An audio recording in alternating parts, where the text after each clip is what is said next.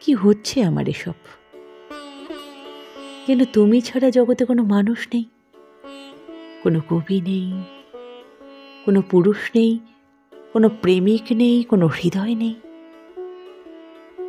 আমার বুঝি খুব মন বসছে সংসার কাজে? বুঝি মন বসছে লেখায় পড়ায়? আমার বুঝি ইচ্ছে হচ্ছে হাজারটা পড়ে থাকা কাজগুলোর দিকে তাকাতে, সভা সমিতিতে যেতে? অনেক হয়েছে ওসব। এবার এবার অন্য কিছু হোক, অন্য কিছুতে মন পড়ে থাক, অন্য কিছু অমূল আনন্দ দিক। মন নিয়েই যত ঝামেলা আসলে। মন কোনো একটা জায়গায় পড়ে রইল তো পড়েই রইল। মনটাকে নিয়ে অন্য কোথাও বসন্তের রঙের মতো যে ছিটিয়ে দেব, তা হয় না। সবারই হয়তো সব কিছু হয় না, আমার যা হয় না তা হয় না। তুমি কাল জাগালে, গভীর রাত্রিরে ঘুম থেকে তুলে প্রেমের কথা শোনালে। মনে হয়েছিল যেন স্বপ্ন দেখছি। স্বপ্নই তো, এ তো একরকম স্বপ্নই।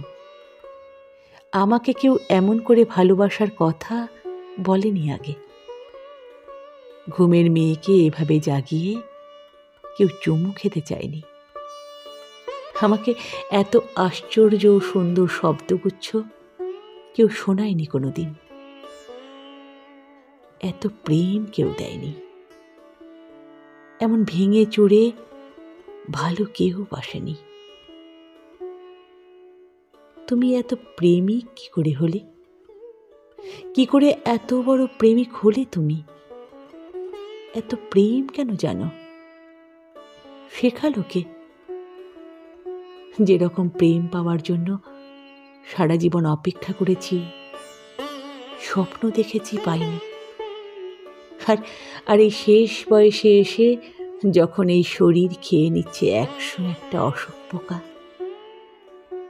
যখন মরে যাব, যখন মরে যাচ্ছি, তখন যদি থোকা থোকা প্রেম এসে ঘর ভরিয়ে দেয়, মন ভরিয়ে দেয়, তখন সব কিছুকে স্বপ্নই তো মনে হবে। স্বপ্নই মনে হয়। তোমাকে অনেক সময় রক্ত মাংসের মানুষ বলে মনে হয় না। হঠাৎ ঝড়ে উড়ে হৃদয়ের উঠোনে যেন অনেক প্রত্যাশিত, অনেক কালের দেখা স্বপ্ন এসে দাঁড়ালে। আগে কখনো আমার মনে হয়নি ঘুম থেকে অমন আচমকা জেগে উঠতে আমি আসলে খুব ভালোবাসি।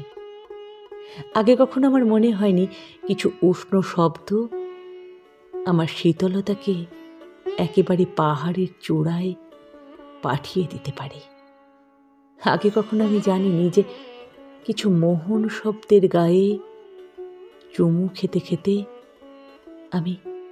আমি রাতকে ভোর করতে পারি। আমি রাতকে ভোর করতে পারি।